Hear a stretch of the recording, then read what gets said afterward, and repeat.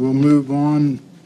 I call the City of Peru Common Council meeting on August 2nd, 2021 to order.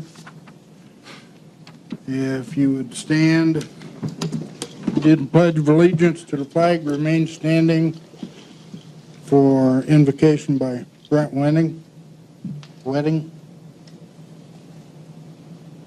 I pledge allegiance to the flag of the United States of America and to the republic for which it stands, one nation, under God, indivisible, with liberty and justice for all. Father, we thank you for your goodness and mercy upon us. We pray for our country, for our leaders. We pray for our community, for our city, this county, for this city council. We pray for all that are gathered here. As our students go back to school this week, we pray for health and safety upon them in this school year. We pray for our educators and our school system workers as they take care of our kids and educate them. For our first responders and our health personnel that work to take care of this community, we pray for them as well. We, Lord, ask you tonight that you would fill the council with wisdom and understanding, that they would make decisions that are best for this community. We give you thanks and praise in Jesus' name. Amen. Amen. Thank you.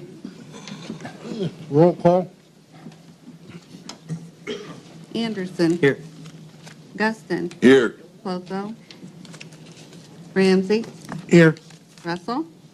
Here. Sahadashini. Here. And Wolf. Here. I would request that the minutes be read tonight.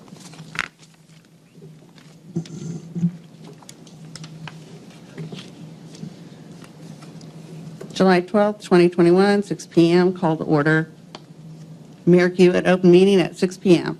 Tom Gusson led the Pledge of Allegiance with a lady from the public, later identified as Marie Thompson of Chapel of Praise, giving the invocation. Roll call. Anderson, Guston, Plotho, Ramsey, Russell, Sayadachny, and Wolf were all present. Reading and correcting of journal of the minutes of the regular meeting on June 7th, 2021. Request was made by Wolf to have the minutes read, as she didn't have time to review the last draft due to her work schedule.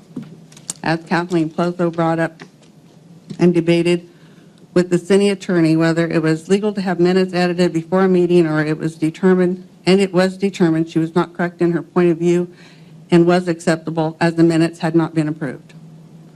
The minutes were then read by the clerk treasurer. During the reading of the minutes, a vote was taken to table the reading until after the conclusion of the meeting, with a motion to table made by Betsy, seconded by Plotho. Roll call vote was taken with Anderson, Plotho, and Wolf voting A, and Guston, Ramsey, Russell, and Sayadachny voting nay. Reading was not tabled. After minutes were read, the motion to accept the minutes was made by Betsy Wolf, seconded by Kathleen Plotho. Roll call vote was taken with 7 yeas, 0 nays, motion carried. Council Liaison Communications. Patricia Russell reported about her liaison assignments to the Aviation Board, Utility Board, Planning Commission, and the Civic Center Advisory Committee. Mark Ramsey reported that Animal Control had 3 dogs. The work on East Main is coming along nicely. The golf course is doing their maintenance on the course, and that the disc golf was 85% done on the design to be completed, hopefully by August this year. He stated that County Road 400 North was being paved, still looking into who is responsible for cleaning up the river walk of cement slabs, limbs, and some brush. Miami County Commissioners have funded a new program, Clean Up Illegal Dumping. The Miami County Council voted on the major expansion of high internet to the rural parts of the county to be installed over the next 6 years with 800 miles of fiber internet. Kathleen Plotho reported on the future growth and gave an update on the progress of the Marie Edwards statue. Betsy Wolf had nothing to report, as neither did Steve Anderson. Pete Sayadachny reported on the Miami County Council on the plan to add $1.4 million of broadband, and that they were working on the salary ordinance amendment for the bridge crew. They also had a software presentation. Tom Gusson had no reports and reminded everyone that next week is the start of Circus Week. There was no unfinished business. In the new business, Jim Tidd, representing Makita, stepped forward to present to the council 3 items of consideration. The first item of discussion was a financial agreement between City Square LLC and the City of Peru, Indiana. After the explanation by Tid, the motion to accept the agreement was made by Tom Guston, seconded by Mark Ramsey. Roll call vote was taken with 7 ayes and 0 nays. Motion carried. The next item Mr. Tid brought up for the council approval was a City of Peru, Indiana conditional project expenditure agreement. Mr. Tid explained that this was for and answered any and all of the questions. Motion was made by Tom Guston, seconded by Pete Sahadashini. Roll call vote was taken with 7 ayes, 0 nays. Motion carried. Ordinance number 14, 2021, an ordinance authorizing the entering into a conditional project expenditure agreement of City of Peru, Indiana, City Square LLC, and the disposition of the proceeds thereof to City Square LLC, and authorizing and approving other actions in respect thereto. The motion to consider this ordinance was made by Tom Guston, seconded by Mark Ramsey. Roll call vote was taken with 7 ayes and 0 nays. Jim Tid explained to the council how this would be processed. The motion was then made by Patricia Russell, seconded by Plotho, to approve the ordinance. Roll call vote was taken, 7 ayes, 0 nays. Motion carried.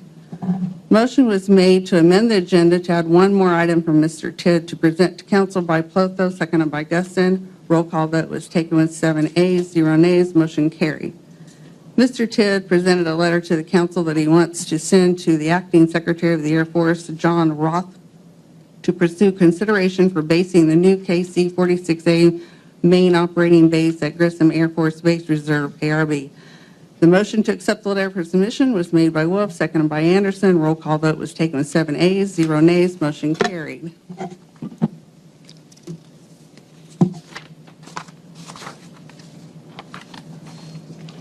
Ordinance 1521, an ordinance to vacate an east-west alley in the City of Peru. The motion to consider was made by Guston, seconded by Anderson. Roll call vote was taken with 7 ayes, 0 nays. Haley Hewitt, representing the Plan Commission, stepped forward to explain that they had voted in their meeting to recommend favorably on vacating this alley as it was not being used as an alley and was overgrown with grass and weeds. The motion to accept the ordinance was made by Wolf, seconded by Sahadashini. Roll call vote was taken with 7 ayes, 0 nays. Motion carried. Ordinance 16, 2021. An ordinance to vacate a developed street in the City of Peru. Motion to consider was made by Russell, seconded by Plotho. Roll call vote was taken, 7 ayes, 0 nay. Motion carried. Haley Hewitt from the Planning Commission explained that this street needed to remain open for the utilities to be able to access.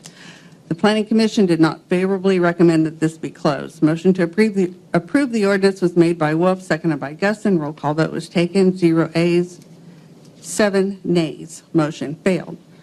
Communications. Woman from the audience identified by Wolf as Janelle, last name Thompson, provided after meeting, stepped forward to ask a couple of questions. Her first question was if there was any plans on fixing up the old concession stand at McConaughey Park. The mayor and Councilman Anderson both updated her on the plans for updating the old concession stand in the future. She also asked if it was true that the park only had 5 hired people to work in the park and why. It was explained that the park had 2 full-time employees and 3 seasonal workers, as in winter there wasn't a need for them. She then asked if it was true the workers had to work 9 months before getting a vacation. Again, it was explained that part-time seasonal workers did not receive any vacation, and the 2 full-time employees were able to schedule a vacation after their first year. Jason Hahn and his wife stepped forward to explain their situation with a neighbor and the multiple rummage sales she had every year. They complained that they owned a private parking lot for 3 businesses next to the house having the excessive rummage sales and wanted to know if the ordinance governing the number of rummage sales a year could be more enforceable. They had to monitor their lot used by 3 business tenants every weekend to keep the trash cleaned up and the people from parking in their lot. Haley Hewitt, code enforcer, stood up and stated that she had been in contact with the Hans and that they were on the schedule for the next Planning Commission meeting to discuss the issue, and it has to go through the Planning Commission first before council can act upon this matter. They were assured that the Planning Commission was aware of their concern and would be looking into this. Steve Anderson thanked Mayor Hewitt for working to hold a music festival at the amphitheater in October. Dustin Kern, city attorney, updated the council upon further research on the obscene sign issue. Unfortunately, there was no legal solution. Kathleen Plotho made reference to 2 Indiana codes on the future growth committee. Tom Guston stated that he had talked with former Mayor Walker, who said he had started the committee in his term around 2009.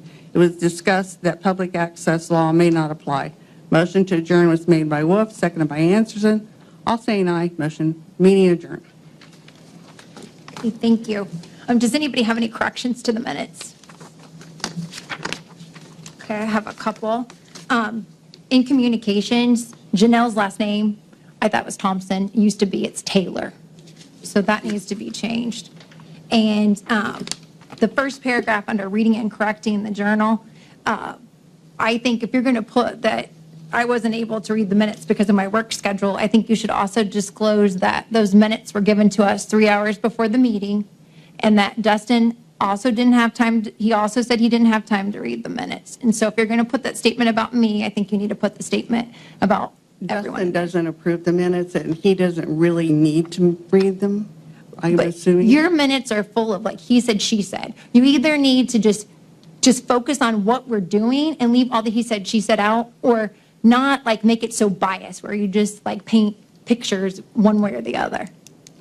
I don't try to paint pictures one way or another. I try to capture whatever it is you're saying, because either if I don't put it on, you want it in, and if I don't, I mean, it doesn't matter if I do or I don't.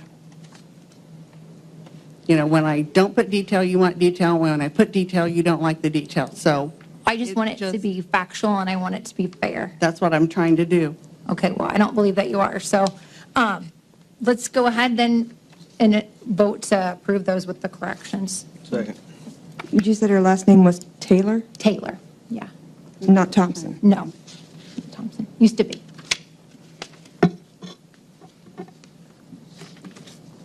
Oh, there it is. Okay, so we need a roll call for that? And you said her name was Taylor.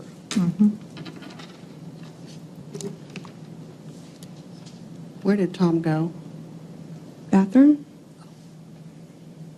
He's excused for a minute. Okay. All righty. Lee Anderson, Yes. no Guston, Ramsey, Yes. Russell, Yes. Syedotchany, Yes. and Wolf. Yes. Okay, moving on to council liaison communications. Pat, do you have anything? Do you want to start? Yeah. Somewhere. There somewhere. There they are. Okay, the Aviation Board met on July 13th at 7 p.m. at the Peru Airport. There is a truck driver shortage for the 100 low leads, so there has been issues getting loads for area airports. They decided that the circus would be the charity the open house proceeds would go to. I have special thanks for Gary Clark at the Parks Department for allowing the Peru Municipal Airport to borrow a golf cart for the open house. Now for the open house. The circus band began the Peru Municipal Airport's open house with the Star Spangled Banner.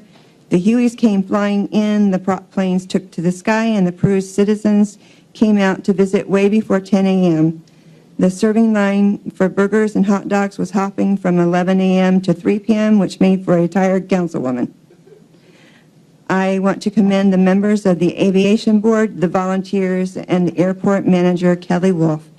I want to thank them for all the hard work they've done putting together this open house every year.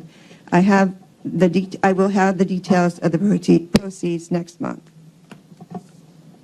The Planning Commission met on July 27th at City Hall at 6 p.m. We discussed and approved the vacating of a north-south alley on West 6th Street. We discussed and amended an ordinance on rummage sales. Both are up for review tonight before the council. The Peru Utility Board met on July 7th and July 21st at 4 p.m. at the Peru Utility Building. On a positive note, Russell Beller gave a charitable donation and released all interest to Peru Utility Service Board, the land around the booster station located at North Broadway Street and 24th, with a quick claim deed. There were discussions about Smithfields needing a upgraded transformer because of growth, and there were discussions about the IMPA contract renewal. And then the Civic Center Committee will be meeting in August. And that is all.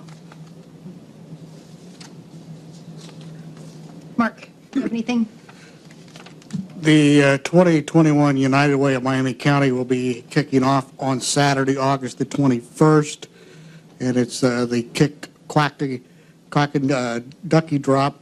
It'll start at about 5:15 that particular Saturday at Wayne Street Bridge to the Broadway Bridge, and it's going to be fun for the whole family. You got some things that they're going to have different organizations there to help out that particular day. The animal control, I talked to them this afternoon. They had 3 as of 12:45. He was hoping to be down to 1 by this evening. The J-Turn meeting will be held on Wednesday, August the 18th at Peru High School at 5 p.m. This concerns State Road 19 and New 24. They're wanting to put a J-Turn there, but there's going to be hopefully a big meeting about that coming up on August the 18th.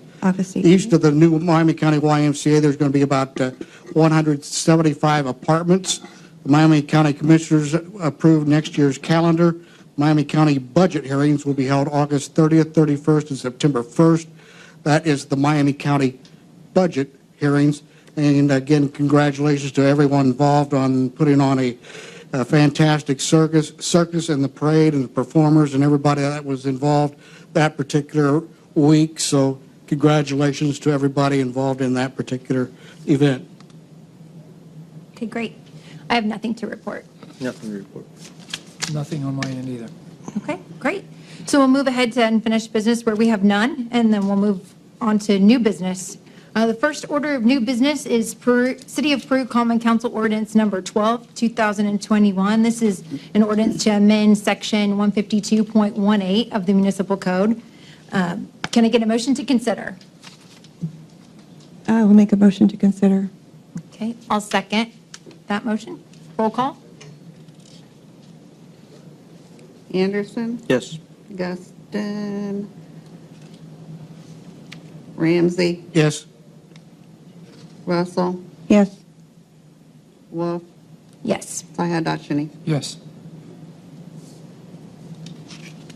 Okay, this is the ordinance that we had the public meeting on, that we talked quite a bit about, the building codes.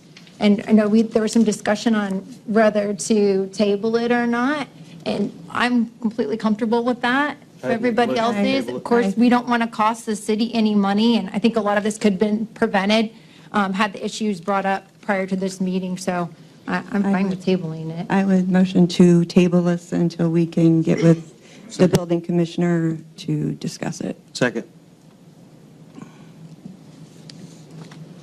Anderson, Yes. Guston, Ramsey, Yes. Russell, Yes. Wolf, Yes. Sayadachny. Yes.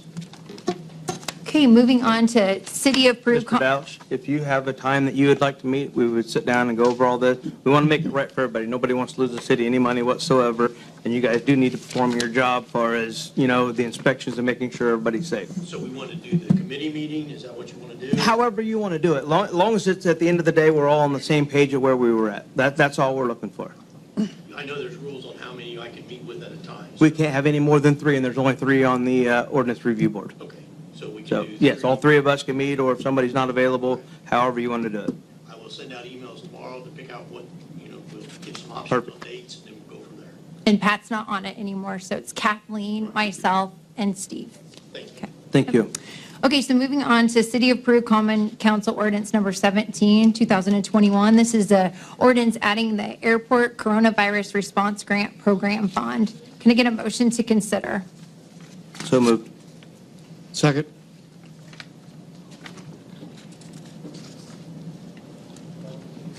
Anderson, Yes. Ramsey, Yes. Russell, Yes. Sayadachny, Yes. and Wolf. Yes. Okay, Susan, did you want to explain it, or? This is the ordinance to set up the fund that the airport got a grant of $13,000, and they didn't realize they needed a place for the grant, its own little fund. Okay. And so we have to set up this fund for them so that they can have this money deposited. How much did you say they received? $13,000 they got. 13,000. Okay, super. Is it similar to what we've done with other, like Makita running stuff through us? It's the same thing? Yeah, their coronavirus funds and whatnot. Okay. Yeah. Thank you. Well, they're basically, though, part of the city. So we do house their money per se. You know, they're pretty much in charge of their own budget, but we do fund and help. Okay. And make a motion that we adopt ordinance number 17, 2021. Second. Okay, Anderson, Yes. Ramsey, Yes. Russell, Yes. Sahadatchny, Yes. and Wolf. Yes. Okay, moving on a related issue, the next item is City of Peru Common Council Resolution Number 11, 2021. This is a resolution for appropriations from the non-reverting airport coronavirus response grant program fund of the City of Peru. Can I get a motion to consider? So moved. Second. Second up, Mark. Okay, Anderson. Yes. Ramsey. Yes. Hang on, I'll think. Ramsey. Russell, Yes. Sahadatchny, Yes. and Wolf. Yes. This basically is permission for me to receipt the money. Right now, it's setting in a general fund, and I know this sounds backwards or kind of ridiculous, but it's the way the State Board of Accounts said. The only way they're going to be able to keep track of all the money movement on all these different grants and funds coming through right now is you have to give, council has to give me permission to take the money, receipt it into that fund you just created for them, and then be able to move it back into the general fund so that later can be appropriated back out to spend. Any questions? These grants are not fun sometimes. I'll make a motion to adopt resolution. I'll number second. 11. Okay, Anderson, Yes. Russell, Yes. Ramsey, Yes. Sahadatchny. Yes. And Wolf. Yes. Okay. Okay, now moving on to City of Peru Common Council Ordinance Number 18, 2021. This is an ordinance to amend ordinance number 10A, 2019, the garage sale ordinance. Can I get a motion to consider? So moved. Second. Is that you, Pete? It was both, Pete and Mark, so whoever wants it. Give it to him. Give it to Pete. Okay. Anderson, Yes. Ramsey, Yes. Russell, Yes. Sahadatchny, Yes. and Wolf. Yes.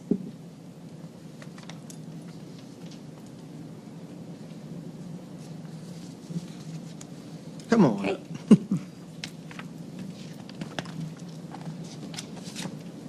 The Peru Plan Commission has given a favorable recommendation for the amendment of ordinance 10A 2019. It's about the rummage sales. And in the red is what we're trying to amend. And it's 7-0. Some of it is not in red that got changed, correct? No, all of it that got changed is in red. There I should- was thinking that the second page, commerce community sales during the months of May, July, and September on the second full weekend should have been in red. It should have been 3, 4, and 5 that were in red. Okay. Only It's 3 and part not. of 4 are. Are they not in red on your guys'? No, It should be 3, 4, and 5. yeah. Okay. Was there anything addressed on the fact that when people are calling it a garage sale or a free will donation, how do we address that? Because if they go in and say it's a free will donation, it's not a garage sale, so how are we going to still enforce that? Because it's the same thing in essence, just the way they word it. Right. I mean, there's- We didn't do a whole lot of discussion on that during the meeting. But it would kind of fall under code enforcement, like if they leave it out for too long, because then it could be considered trash or, How long is too long? 10 days. 10 days. would- Actually, yeah, the ordinance states 10 days, 10 but days. we don't actually do anything until 14 days. So we already have something that takes care of that. We would not need to put this in the garage sale one. Right, we do, it would be considered discarded items, and Okay. there's a big process. We have to go take photos, we send out certified letters, and then they get fined. I guess my question was even if somebody cleaned up their mess after their garage sale on the weekend, but they had one every weekend, but they called it a free will donation, how does that fit into the garage sale? And that was The my amount of next time. question too. That was what I was hoping that, go ahead. I know, you correct me if I'm wrong, we kind of went over this. If there's money involved, it's a garage sale. Yeah. Don't care how you word it. Okay.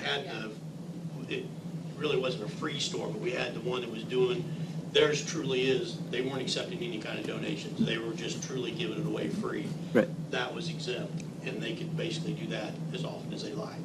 But I believe if there's any money exchanged one way or the other, then it falls under the garage sale. I guess one of my concerns was there's one on Main Street that's there all the time, 24 hours a day, and it's just free. Right. But it's still the same eyesore as what everybody else deals with it being in their neighborhood. Just wondering if there was anything that we could have added to that to maybe help with that, because, you know, it's there every day. I mean, I think with what Ron's saying about money not being exchanged, it can't fall under the garage sale thing, where it's gonna have to come under discarded items, under code enforcement. okay. So if we take pictures of the stuff and it's the same stuff that's there day after day, then we can, you know, if it's a constant change, then it's gonna have to be probably a new ordinance that says you're not allowed to set up tables. That was what I was hoping to see in this, because we had discussions, because somebody else calls theirs a free will donation, and they don't fall underneath that going and get their permit. But at the same time, if you're not seeing them collect money, then how do you really know if they're doing it or not? But just hoping to see something, basically like, you know, talking tables. You got a table sitting out, it needs to be torn down after 2 days, regardless of what you're calling it. But the one on Main Street, it's there for weeks at a time, and just because it's free doesn't make it any better to the neighbors than somebody else that's having the same problem. I agree, and it's right there on the corner too. Right. Which is right in the way of traffic right on. But I didn't know if there was something that could be added to this in that wording, or if that's a whole nother thing that we can deal with. That's not a garage sale, that's discarded items, basically. So it doesn't actually fall under this. As far as free will donations, that's a garage sale. Right. And unless they're a 501(c) or a nonprofit organization where they file for the then no, they are in violation. Okay. And that was what I was hoping for, because I know there was some discussion, somebody else had brought that up. They're just going to change what they call it. Their signs are going to have a free will donation and garage sale. They're not going to come up and get a permit, because it's not required for a free will to get a permit to be able to, for us to monitor it, to make sure they're tearing it down when they need to. Because there's one free will donation the same. We can try to step up enforcement on the free tables that are sitting around. And I know it's tough, I mean, because they just pop up everywhere. Well, and that's the thing. But that one, where that one's setting too, that might be, we can look at that as far as it being a problem with being able to see down the street because it's set right there on the corner. Right, distraction of some sort. But I think the only way that we could do something, we would have to have a whole new ordinance spelling out what you're allowed to put out in the tree lawn. Table set, yeah. And I think that needs to be addressed, and maybe that would fix some of the other free will donations when they're claiming it's not a garage sale, it's still a table, they're still putting items out, and it's, So who's- put a time limit on it as well. So whose purview is that? Which thing, just so I'm clear. The free will donation, whose purview? Nobody's, at this point, we don't have any. Free will donation, I mean, whose purview to fix it? that would be the same as the garage sale ordinance for that. Actually, I think we just addressed that. But as far as the free things that are just literally given away for free, that would fall under code enforcement. But I don't think we have the vehicle, as it stands today in code enforcement, to address that. So- So, Who So I'm would- pretty sure that discarded items is, I think it's 151 is the ordinance that needs to be looked at and revamped. So who looks at it? That would be us. That would be us. Planning Commission. So Haley, back to this ordinance. So basically, you still are doing 2 garage sales a year. You shortened the length of time, right? It used to be 7, now it's 3. Right. But now we've added in the Chamber of Commerce garage Well, sales. the Chamber of Commerce has always been a thing. It just was never in the ordinance itself. But it's always been within the community since Dennis C. changed it to put a permit and the fee on there. And and it was always May through September. Well, now we've only done it every other month, so it's only 3. And I've already spoke with Sandy Chittum about it, and she's fine with that. She's going to give me a list every month of the people that are registered with her. Okay. And then if we see any that are out and about that are not on that registered list, then that would be considered one of their personals. Have you had any complaints on any of the ones that they've done with the way the chamber's doing it? Like, is their neighbors complaining about them? Are they picking No. up their stuff and putting them away when they're supposed to? Yeah. So there's not been a problem with the chamber part? No, the only complaint I've had with the chamber is that they quit doing it this year, Okay. so. I think that the Hans last week when they were here, I think that they did bring up that the neighbor, here today? that the neighbor was hiding kind of behind the chamber ones too, because she'd already had her two, she'd been fined, and then, That's so. what we had to deal with last year with her. She was unaware of the chamber community sales every month. So she went ahead and did that, but every time that we go by there and she's not having one, it's clean. Like, yes, there's a table, but there's a tarp. You can't see any of the product that's on her table or anything like that, and there's no trash blowing around or anything. But other than that, I mean, I haven't seen her have one since the chamber quit this year, so. And now you're going to require them to have a permit, but the permit does not cost. Right. So now what would be, like, okay, say somebody put one up, and how are they going to be aware that they're required to get one? And what would the consequences be if I just decided to have a garage sale and I didn't know this existed? What do you do? Like, how do we address that? You drive by, how are you going to know whether they have one or not? Well, it says right here in the new ordinance that they have to plainly, Display that. I was talking about how would they be aware that they needed one? advertisement on the website. I have a permit already made up that that I would like to put on the website, on the mayor's page, if he's okay with it. Let them know that they need a permit in order to do garage sales from now on. And is it just like a written warning for the first time if somebody is unaware of that? Or is there a fine? I mean, for the rest of this year, probably it would be just a written warning. Like, for the first offense anyway, but then after that, I mean, it would probably still could be considered one of their two for their personal, even though it is a written warning. But since we're just now changing it, nobody really knows, so. Okay. I have a question, Haley. Uh-huh. Why are you limiting each property owner just to 2 yard sales or garage sales per year? What if they lose their job? What if they have money to pay property tax? What if you get into that situation? Hey, we need to make a little extra money. We're short $100 or so. Why limit it to 2? Why? I mean, I just want to see your rationale. Well, it's always been 2 in the ordinance, even way back whenever they first did it. But Who keeps track of how many garage there sales they used have? to be a permit and a fee associated with it until 2019, and then they took away the permit and the fee. So Okay, do you that's why go around checking how many they have? I haven't personally, and I don't think they did in the last administration, but I'm not real sure on that. But we usually work on complaints, like if somebody's doing it continually, then Is that the main reason you're limiting it to 2? it's always been 2. It's always just been 2. We limited the amount of days for it. Okay, I wasn't aware of that.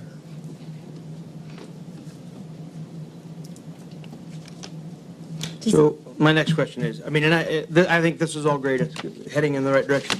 But like, is this just something that on the weekends, because that's typically when they are? No, it says 3 days. No, I'm talking about when the city's available to go check on and enforce or deal with, or just going to be done like phone calls? Like, would you take if I called and said, hey, they're having one, does somebody come and deal with that? Or are you just going to?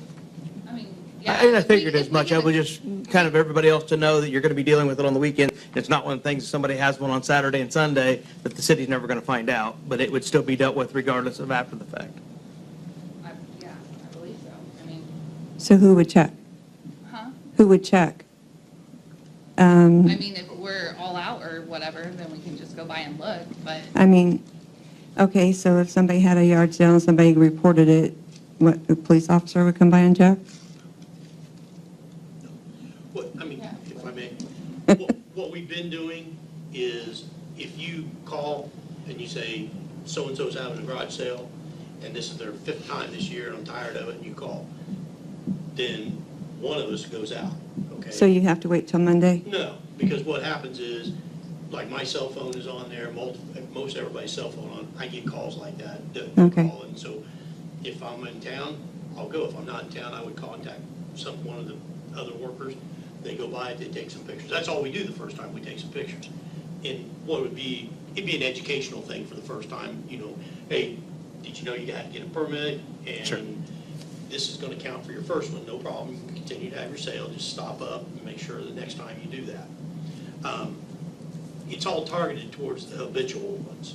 Correct. And I know there's not a whole lot of them, but the gentleman sitting back here, he's been dealing with it for quite some time. And if your neighbor's having a garage sale every single weekend and you don't care, nobody's complaining, therefore we would never know about it. And in answer to you, Pete, I get what you're saying. You want to have a garage sale every week. He lives next door to you on one side, Betsy lives to you on the other side. They're sick and tired of all the people coming. They want privacy on the weekend. We got to find that balance. Yeah. And I think that's what you guys are looking for. But we do deal with the complaints on the weekend. On last year, I know there was at least maybe 10 or 12 times that one of us went out on the weekend, took pictures, documented it, sometimes Friday, sometimes Saturday, sometimes all weekend. We would do it to show how many days they were going.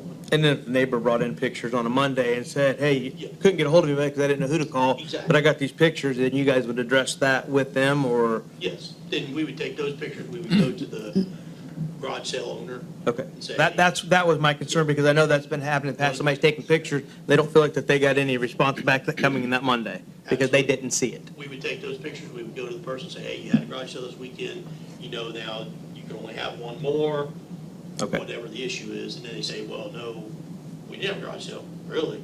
Here's Somebody was pictures. at your house having a garage sale because we got the pictures. Okay. Wouldn't it be cool if who owns the old Big R building? That belongs to Okay. Chris Ousley, We're getting off subject here. that has, Oh, he's got the utility sheds or yeah, the, indoor storage.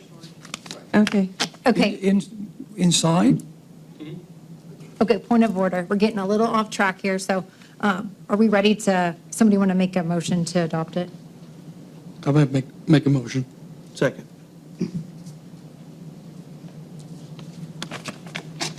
Anderson, Yes. Ramsey, Yes. Russell, Yes. Piadochny. Yes. Wolf.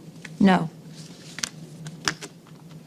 Okay, moving on to ordinance number 19, 2021. This is an ordinance to vacate a north and south alley in the city of Peru. Can I get a motion to consider? So moved. I'll second it. Anderson, Yes. Ramsey, Yes. Russell, Yes. Piadochny. Yes. Wolf. Yes. The City of Peru Planning Commission has given its favorable recommendation on this ordinance from 7 to 0. And this is on West 6th Street, right? Like 312, 314, and I think we got the aerial photos from that, so appreciate that. Okay, anybody have any discussion on that? No? Okay, I'll make a motion that we adopt that. Second. Anderson, Yes. Russell, Yes. Ramsey, Yes. Piadochny. Sahidachny? Piadochny. Wolf. Yes. Okay, next on the agenda, we have Dr. Gornto here on behalf of Custom Training Solutions with the development proposal.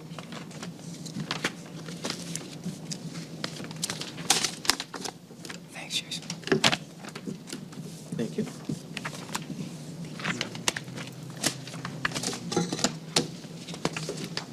Thank you.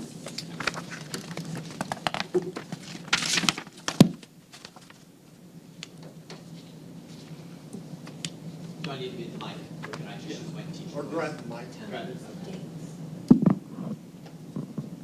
Okay, I'm not going to sing, I promise. So, I've had a chance to meet with all of you over the last couple weeks. I'll kind of catch up the public in full transparency here.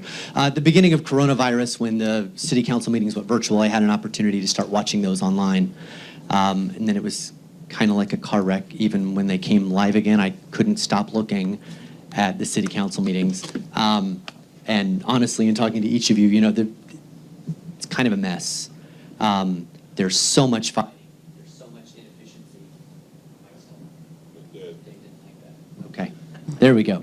So infighting, inefficiency. I mean, we saw just a small taste of it here this evening.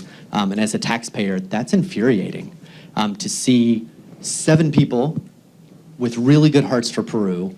And it's a small town. I know all of you to some degree. And up here, I don't get to see the people that I know when you're not in here. That was really, really frustrating. Thanks. So that was really, really frustrating to see people that care a lot about Peru, like we all do, not being able to get a lot accomplished and help the city in the way that we know you want to and that we want you to for us. So I'm going to sidestep just a little. I didn't copy the presentation I'm going to make in full because you guys all had an opportunity to see it. So I wanted to help. 6 years ago, I founded Custom Training Solutions, and essentially what we do is help organizations across the United States with their leadership teams become better. I don't have a lot of need for that around Peru as much as we do other places. We help with departmental professional development, organizational-wide professional development, executive training, organizational diagnostics. That's the type of thing that we've been doing for the last 6 years. My background, I've got a Bachelor of Science from Butler, an MBA from Ball State, and a PhD in organizational leadership. I've had my leadership research internationally published and cited in research journals, and I've held faculty positions at IU, Purdue, Manchester, Ivy Tech, and Oakland City University, primarily in humanities and business finance, business management courses. Most people around here don't know that, again, because most of our clientele is outside of here. I've got a team of people that work for me. Marcia Newman focuses on executive coaching and servant leadership. Daryl Warren works on business management, human capital, and diversity, and then Sonal works on emotional intelligence and communication. So we've got a well-rounded team that we take into organizations. Our biggest client is the Department of Defense. We're a prime government contractor. We've worked closely with the Department of Defense, the Army Corps of Engineers, Oregon Healthcare Association. We did some work pre-COVID for Peru Utilities with their departmental managers. Raintree Systems is an international software company based in California, and Compass Senior Living is a national nursing home and assisted living company.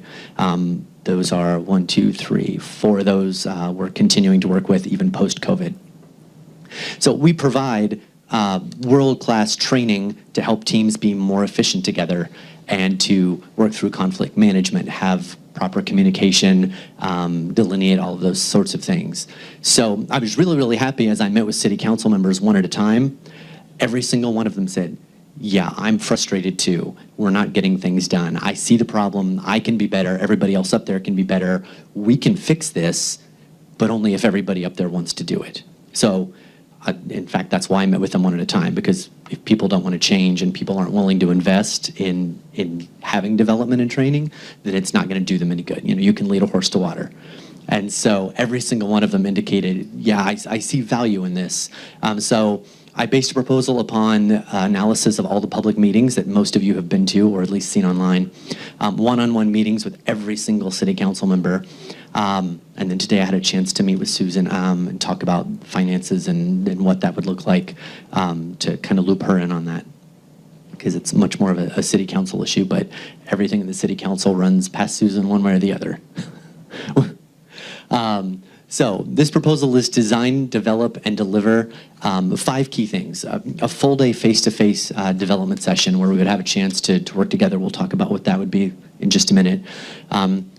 20 bite-sized special video topics, because there are lots of topics that everybody can improve on, but there's some other things that maybe just 1 or 2 of you would like some extra help with, so we're not going to force feed the whole council something that one person wanted extra help with. A city council reference book. I know a couple of you indicated you're not going to watch videos online because you just don't do that. You're a little more old school, so we can put everything into a reference book, which is also handy for new council members when they join. People don't realize the responsibilities that they have until they sit in one of these seats and suddenly they're here and they're dealing with these things and the public's beating at their door and they've got liaison meetings and subcommittees. And so that's something that could help new people down the road. An action plan to get something done, and then one-on-one follow-ups. So the full day face-to-face development would be 7 hours of development training. I promise it's not 7 hours of sitting and listening to me drone. That's not an effective way to get people engaged. And that would focus primarily on skills that you all indicated you wanted to improve on, or people that sit around you could benefit from. So advanced communication skills, not just what to say, but how to say it. conflict management skills, scope and scale. A lot of times people are unsure about what you can and can't do in these roles and what you should and shouldn't be doing in these roles and how to keep us on track. Brevity and precision in speech. You know, as I've watched the city council meetings, when I see most of the arguments and the backbiting and the fighting, and it's when we get off the rails. When we stick to topic, things generally go pretty well. And I wish it was just one or two people, because then we could just take them out back, but we can't, because it's the whole council that's being ineffective. And I love you guys, but we can do better. Constituency-focused mindset. I know you all are on city council because you want your district to do well. You want the city to do well, and it's so easy to lose sight of that. And then toward constituency-focused mindset, that would include goal setting and action plans. Why are you here? What do you want to accomplish for the people in the city? And then how are we going to get there? What resources do you need for that? That's a big thing. I know what I want to do, but I don't know how to do it, or I don't have the money to get this started, or I don't have the connections to take the next step. But those things are all within reach when we have a path forward, and that's something that Custom Training Solutions can help you with. The 15 to 20 bite-sized special video topics, some that came out that more than one of you wanted. A review of Robert's Rules of Order. It gets really confusing when somebody comes in and asks for something from the city council and somebody makes a motion to deny the request, and voting yes means voting no. That gets turned around. It's an easy thing to overlook. That's just one example. Checks and balances in local government. What is your responsibility to the mayor, the clerk, treasurer, and other facets of the city, and what is not your responsibility to double check? So those sorts of things. Goal setting, action planning, ethics in local government. You know, just because you can get together and talk about things in groups of 3, does that mean you should? Well, there are a lot of fuzzy lines there. We want to make sure that everybody's doing the right thing all the time. Approaching sensitive topics, handling tough conversations, and then whatever topics additionally you want to cover. This is an ongoing collaborative effort. It's not me showing up and telling you, hey, I have all the answers. It's, hey, we agree there's a problem, and I have the tools to help you be more productive. City Council reference book would include all essential information, bullet point synopsis of all the previous content. So if it's in a video, it'll be in writing. So if you prefer to sit down and read, then it's all there in writing for you. More specific job descriptions for council members, council officers, liaison roles. What does that mean? What does it look like? Everybody takes their role in talking to you. You understand your responsibilities differently than one another, and that is a source of some of the conflict that can easily be hammered out together. Goal setting, action plan worksheets, and then frequently asked questions. An action plan, each attendee would develop one or more constituency-focused goals. An action plan, the concrete steps that you need to get that done, and a timeline you would like to use. Resources needed for completion of that, and then assessment of success along the way. And that goes on to one-on-one follow-ups. I would come back and you and say, hey, let's meet. Where are you on this? What do you need? How can I help you? Have you hit roadblocks? Are you making progress? When everybody comes in here with something positive to focus on and a goal or a task that they want to get done, a lot of these other things aren't going to be a problem anymore. So the one-on-one follow-ups, all the content will be developed in cooperation with City Council. I mean, it's your problem. You know how willing you are to help fix things and what you need and what your neighbors need. Custom Training Solutions will follow up individually for progress questions, et cetera. And it's a city council issue. I know you were elected in a different governing body, different legislative, not legislative, a different branch of government than the mayor and clerk treasurer, but I would invite them to attend the day training that we have. But of course, that would be at their discretion. So that is essentially my proposal. You've got that in front of you. And I'm going to jump ahead just a little bit. I see a lot of nods out there. I'm guessing you've seen a lot of infighting and bickering and wasting of our time. But oh yeah, look at that sarcastic. Oh no, never at all. And I know you guys have all agreed that your heart's in the right place and you wish everybody else on the board was willing to put in that kind of effort too. So as we look at this, and I know the mayor gave me a heads up before that he's going to say this is too expensive, and that he's going to recommend that you not accept it, and I respect that. I entirely do. I also know the city council, and all councils for that matter, regularly spend $40,000, $75,000, $125,000 on feasibility studies that don't directly benefit things, on all sorts of other expenses that don't directly impact what's getting done and what's not getting done the way that this does. And I kind of think of it, I've got a monthly car payment. If my car breaks down or somebody slashes 4 tires, I've got to pay that car payment every single month, whether I fix the tires or not. I'm not going to not fix the tires because it's expensive, because I'm paying on that car, just like we're paying you.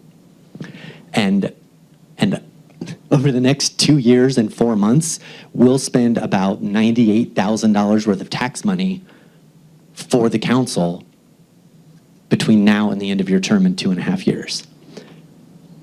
If we're not going to invest in fixing the problem, that's like leaving your great brand new car on the side of the road because you had a flat tire. So yeah, I think it's worth the investment. I think the citizens of Peru want better and deserve better. And I think you guys, you've all told me individually, you looked me in the eye and said, yeah, there's a problem. Yes, I think we can fix it. So we have the tools necessary. And I think if you're all on board, this is something that can make a huge, huge difference. And I know we want you to work for us. And I know you want to work for us individually. You've got ideas, you've got things you want to get done. And if we go back to that initial spark of why you're here and how you can help this community and what you can do for your neighborhood, then we're going to be able to go back and focus on that and get some of those things done. I mean, 2.5 years is a long time. You thought the last 1.5 years was long. But we can get a lot done for the community in the coming years, and I think it's absolutely worth the investment, and it supports the local business. Okay, what questions, council members, do you have? Yeah, Pete. Jason, I was just curious, is this a 1-year program, or is it, you extend it, or explain a little bit about Okay, so for time? Yeah, for the program in front of you, that would all be delivered to you and owned by the city. So the training is just a 1-day training. If you love it and you decide to bring me in again in the next year, or if council turns over in 2 years and some of you are back and you want to do that again, then we could do that again. The handbook or the guide, city council member guide, and the videos, those would all be the property of Peru City Council for you to use for yourselves, for you to use for, I mean, if they're training videos on leadership communication and there are department heads that want to use that in City Hall or in whatever departments, then that is yours to use however. It would not be a recurring expense at all. This is a one-time, I will build this, I will provide it, I will develop it with you and provide it to you. And then you own that going forward. Would you, excuse So me. Yeah. you would still be willing to meet with us if we contact you, say, hey, can you work with me on this particular idea or Absolutely. strategy? Yes. Every time Custom Training Solutions gets a contract, it is a requirement of ours that this is not a show up, get a training, get a binder, and have a nice day, because that is ineffective. There has to be an action plan, there has to be follow-up, and it has to be a cooperative movement forward past that training day. Most people have jobs where they've done professional development and they went someplace and they got excited and they got a binder and they went home and they put it on their desk and they thought, I'm going to get to that. And you didn't. And so that is a key part of what we do and what sets us apart from a lot of other organizations our size. Jason? Yeah. Okay, while you were talking, Dustin just leaned over to the mayor and said, if you pay him, like, that's what he said. Like, so basically he's saying like, well, if you pay him, he'll follow up with you, like answering Pete's questions. So That's out of context. That's not what I was saying. I think that's what you said. But anyway, well, my point is, if we don't have buy-in from the clerk, the mayor, the attorney, department heads, I mean, that doesn't fix the problem. It doesn't fix the problem. And I would say there are lots of problems, many of which are focused in the city council and can start being fixed here. I can't and you can't require other branches of government to participate in this training. We can be hopeful that by putting together great development and being excited about it, that they would choose to come and experience this and hopefully benefit from it, because I know that I met with Susan. I know Susan wants things to go well for city council and wants to work well with you. You know, I can't imagine how much stress she must have about these meetings. And I haven't had a chance to meet with the mayor yet, but I know that I can't imagine he wouldn't want city council to run smoother, because it's going to make everybody look better. It's going to make his job easier. I mean, every win the city council has is a win for the mayor. Mm-hmm. So we can't require that, but we can offer it and hope for it. I personally would not be interested in it just because of the sticker price and because we wouldn't have 100% guarantee that those people would be involved in it. And I fully. Well, we can ask them right now if this is something that, if the city council passed and had this development day there, would they be willing to invest a day to help the city council be more successful? Okay, before you do that, I've got a couple questions I'd like to answer. Absolutely. You already threw me under the bus by saying that I said you were too expensive. And I did have that conversation with you before the meeting, and I will tell this council the number I was given. I've heard you be up here tonight giving a speech, and I really agree with a lot of stuff you're saying. However, I have not heard one thing on your cost. I heard it was $20,000. So how much are you going to pay for this? And I'm not saying you're not worth it. You brought up a car with flat tires. You've got to have a budget to fix them tires. If you can buy the same item comparable to tread, wear, and everything else on these tires, why would you spend double what you could get the same thing for? And I would like a quote now on your 7-hour presentation. What would it cost the city of Peru with the city council if all the councilmen come in here? Because I've not received that. So in full transparency, and all due respect, I was not trying to throw you under the bus. You told me before the meeting, you shook my hand and said, I'm going to tell the council I think they should turn it down because it's expensive. And I think it is. And that you were a straight shooter and you expected the same from me. So I am absolutely being a straight shooter. I also say that you, outside of this community, you will not find this caliber of training with this well-educated and experienced team of people for less than I'm going to charge the city of Peru.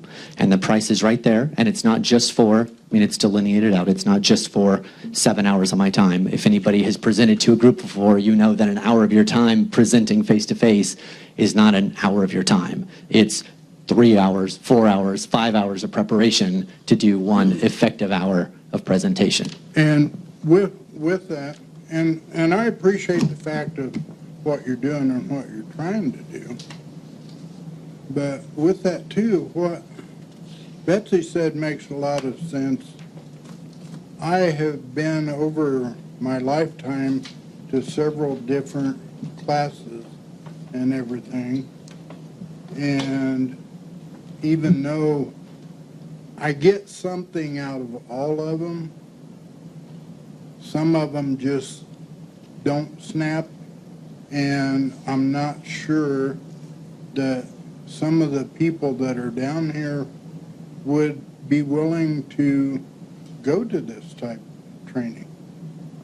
Hopefully they will. Do you agree that the city council can do better than they have been? Oh, we all can. Everybody, including you, can do better than you have been. That's life experience because you learn from mistakes and go on. But yes, I agree. And if the city council were to vote to provide this day of development and these other resources to help them be better, would you be willing to participate in that? Provided we could figure out a way to pay for it. But here's the thing, I've got AIM and everyone else.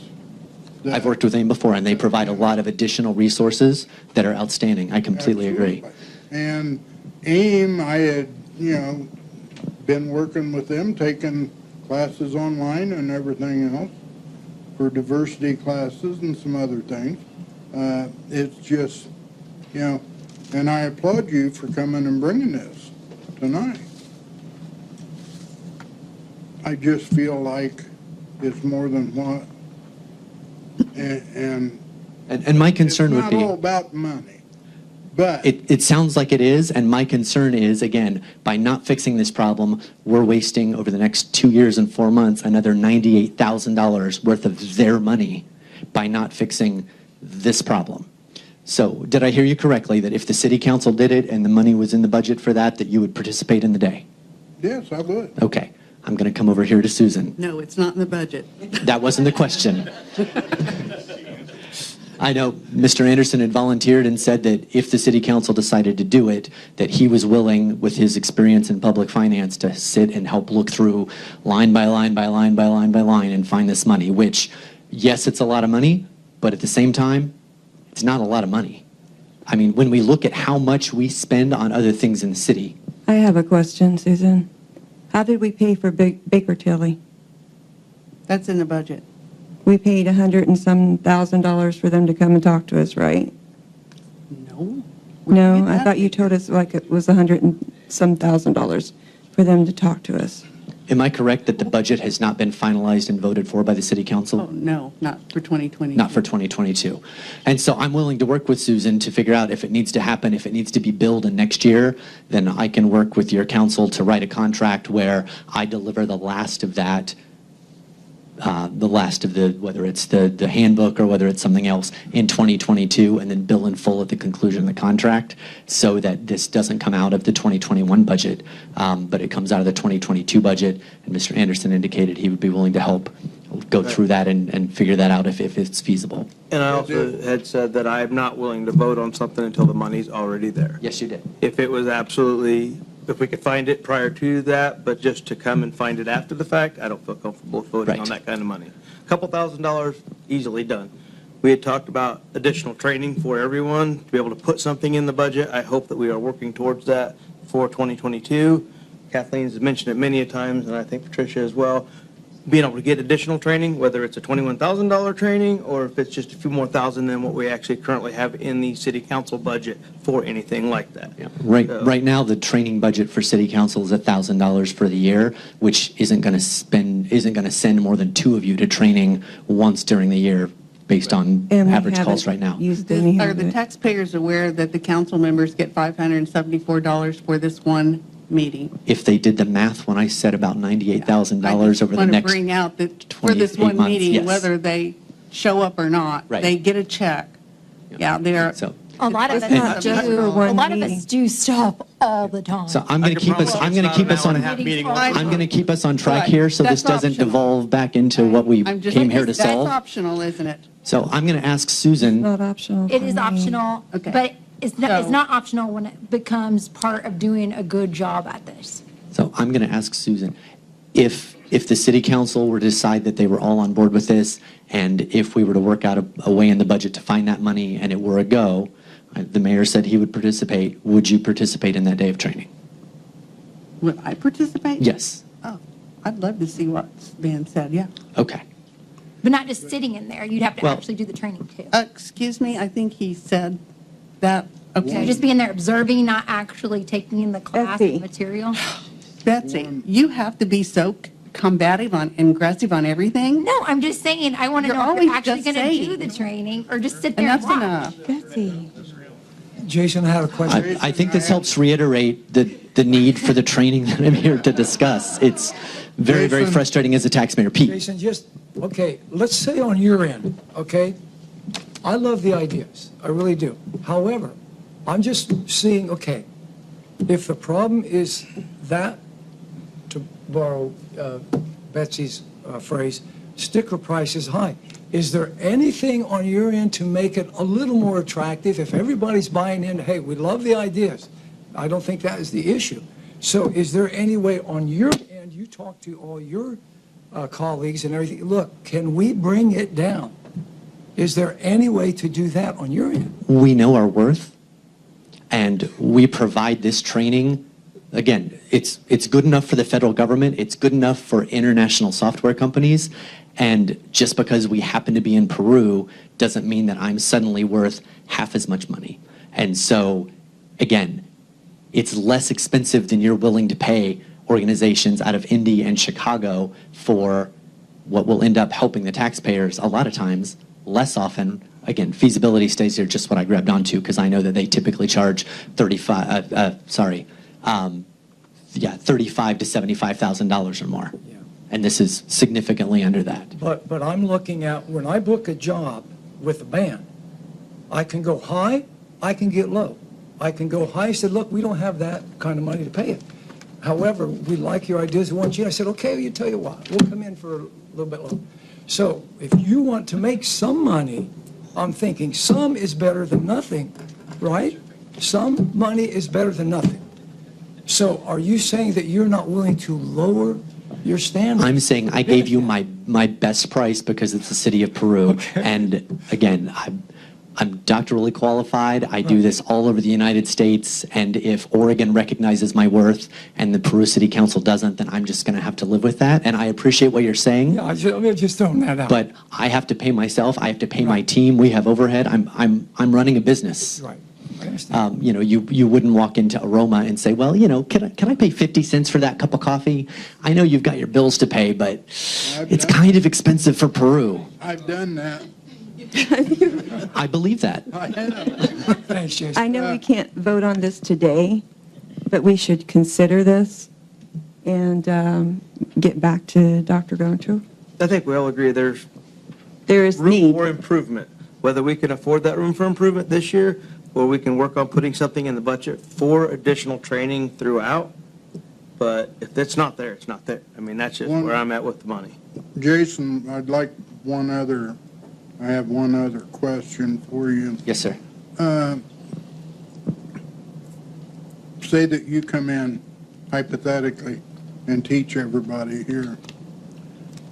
And then next year, it's been 13, 14 months later, we feel like new training or retraining needs to be done. Okay. Is that going to be another $21,000? That would be unlikely because we would be coming in to focus on the specific remaining needs. The handbook would have already been done, the videos would have already been done, and we will come in with laser precision and say, now that you've all made these other steps. But if there is problems, you still come back in and help us? Yes, yeah, especially one-on-one, I will come back and help guide you through the action plan and how So you you're won't making leave us progress. hanging? Absolutely not. Okay. So No, he's got a I know you guarantee. all. There's a guarantee that you will not leave us hanging if there's a problem that is not solved in the beginning. That is correct. Okay. All right. You heard him All the say it. questions I have. Other questions back here? Yes. I do have a question. What is the 28 months you have left on your term? Mm-hmm. So 28 months, let's say all these people are voted out. Okay. And now you've got all new people. So looking at the financial side of it, now we got to start over with these new people. However, you have, the city owns some property, some intellectual property. So is it 21 grand or 25 grand at that Well, no, point? that intellectual property would remain theirs. And I would say that you never know what you're going to get. Right. It's not these 7 people, it's this combination of these 7 people. Right, but still, I mean, So does it continue on for the next 7? Well, the next 7 would have the rights to all that intellectual property, of course, Right. the videos and the handbook and everything else. And then if they decided as a new group with a new budget that, yes, let's do this or let's not do that, then they would, of course, have the same rights that you do to bring somebody in or not. The material and the workbook and everything would stay the same. Absolutely. Updated, things change, updated. Is there anything, Right. But to actually come back in later to give another seminar. There would be some cost for that, but it wouldn't be as much because we're creating all of this from the ground up specifically for the needs and wants of this council. what guarantees that 5 or 6 people take the training? That's all at once. That's all that'll go for.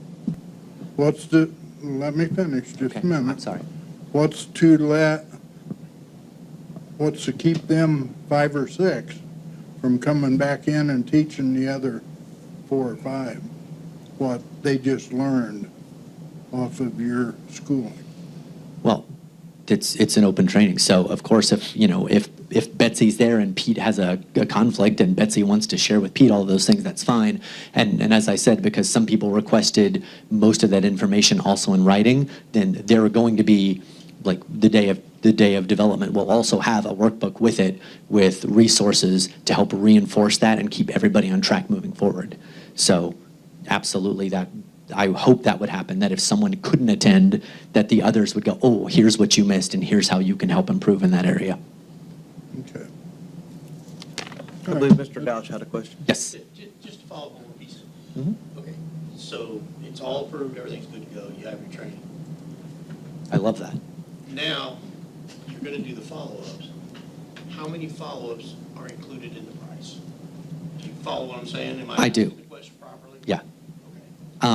Essentially, and normally I would put a hard cap on that of a number of hours, but with this group, I'm not. Again, I know you guys.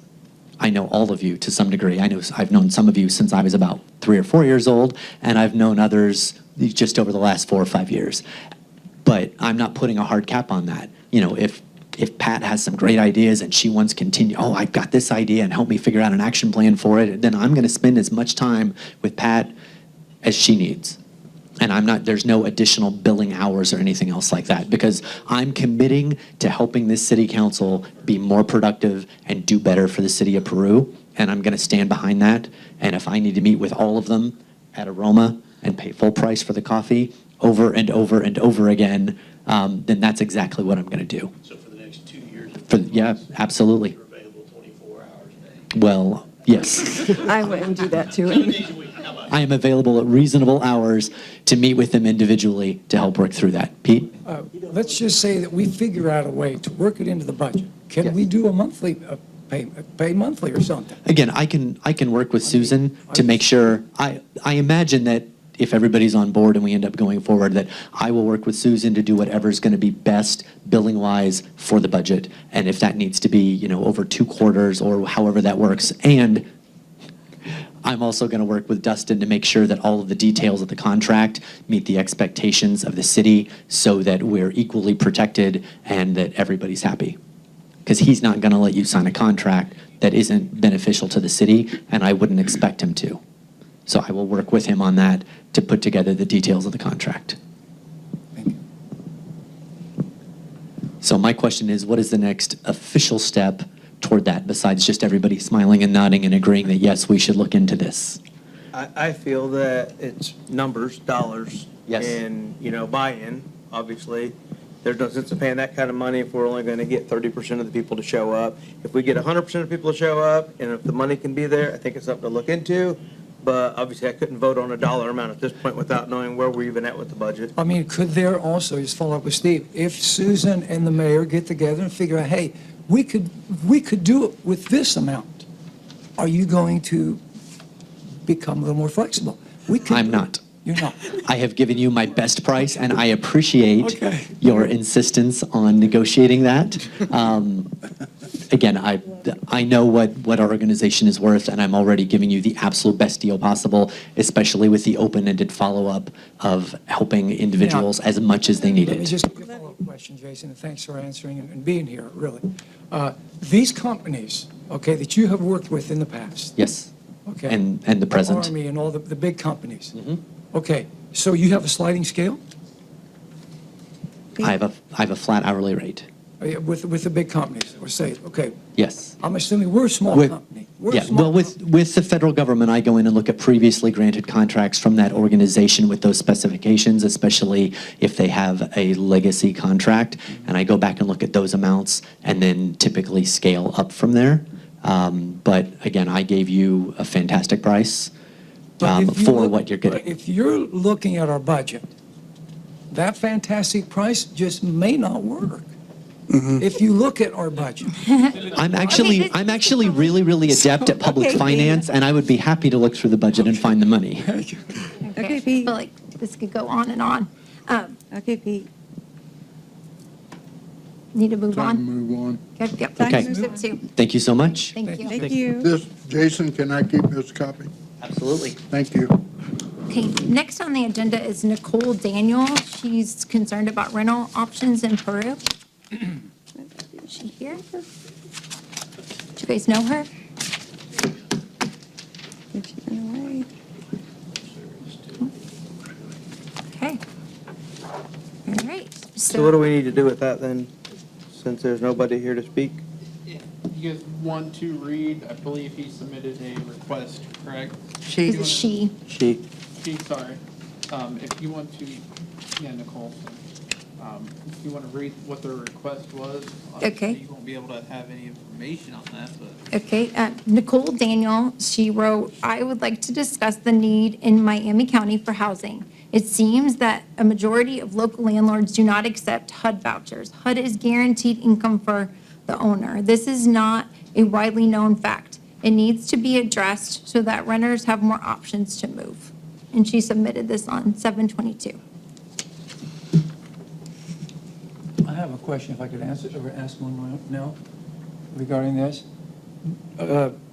Ron, do you? Does it have to do with this? Do you work? Oh, you're not done? I'm sorry. No, I mean, does it have to do with this? Yes. Okay. This, yeah. Does the city of Peru, do you have any connection with HUD in terms of helping, are you connected in any way with HUD, the building department?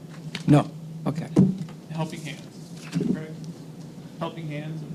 Yeah, I mean, there's a lot of different agencies that helps, they get them down to HUD and stuff, but Yeah.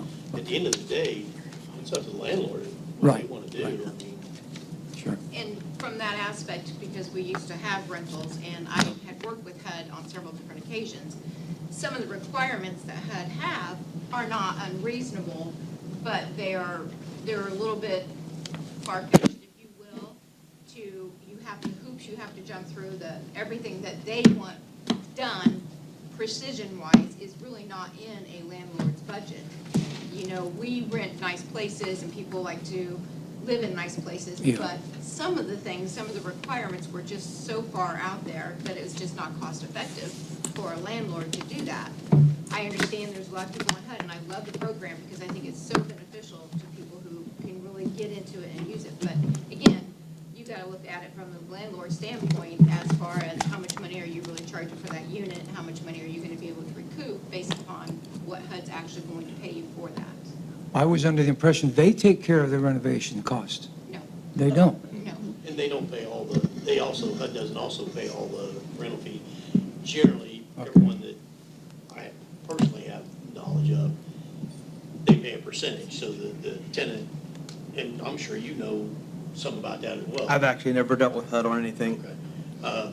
I've heard a lot of what you're saying, but I've never actually dealt with it. Whether you're gonna have to pay the utilities or whether they wanna pay, those are the things, so, but I don't know what city council would have. Yeah, be able to that's tell my a thing. landlord, Yeah, right. You have to accept HUD. Sorry. No, I don't. Well, maybe she's just bringing up the concern that we don't have a lot of rental properties in the area. Yeah. And that I think is the concern maybe she was bringing up. So, okay, let's move on to communications. Does anybody have anything for communications? Anybody from the audience? Oh, okay, anybody from the council? Oh, yeah, Mr. Faust? Yeah. No. She gave you permission. Yeah, no, she didn't. It's more a question than communication, and if you want more towards the end of the. This is the end. This is it. This is it. This is it. So, ask away. 3 minutes. Quiet. When he was talking, Dr. Gorto, evidently the figure 21,000 came up. Now, not seeing the paperwork, was that for everybody or was that per person that For everybody, signed up for? for everybody. Okay, that doesn't sound, well, never mind. So anyway, and one more question, and he brought it up, is evidently you get a monthly check by being on the council. What if you never show up to your meetings? Do you still get paid? Like the city council meeting itself, Yeah, I mean, like this meeting here. technically, yes, they would still get paid. However, at that point, they can be removed for failing to meet their duties as an elected official. Yeah, by the time you get around to doing that. They've still collected money. So, I was just kind of a question, you know, like, you could be on the council and show up 2 or 3 times a year and, you know, be in Florida the rest of the time. I believe that's any elected official. I think the mayor and the clerk only are required so many days in a year to actually attend. Not that they're going to stay there very long by doing that, but legally, I think they still get a paycheck whether they're there or not. Correct. So it's not just the council. I think it's any elected official. Well, I was with the courthouse for a while, and that drive me nuts. City wouldn't run very well. Thank you, Mr. Faust. Yeah, no, I've just got the elbow, so I'm sitting down. Thank you. Thank you. All right, I do have something just real quick. I just wanted to make sure everybody was aware of and could put on their calendar. But on August the 26th, from 11:30 to 1:30, we're having our statue unveiling. We are actually having a bronze statue that's going to be unveiled in front of the library. It's Marie Stewart Edwards' statue, and hopefully you all can make it. I know that Ethan Manning just confirmed today. The lieutenant governor is going to be there. I think either Mike Braun or Mike Braun's people are going to be there. And we're expecting anywhere from like maybe 400 to 1,000 people. So please come if you can. I think it's just going to be great for Peru. I don't know if you've seen any of the construction. The Pocket Park looks great. They've started on that. There's going to be a big bench behind it. It's going to be super. So hopefully you can make it. And that's August 26th from 11:30 to 1:30. And we're doing a march at 10:30. So if you're into that, you can meet at Riverview Event Center at 10:30 and march to the library. So, thank you. Anybody have anything else? Still working on the Riverwalk. One thing I would like to thank everyone for coming tonight.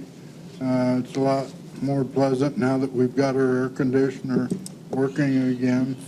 So, again, I want to thank all the general public for coming, and want to thank the council for the jobs you people do.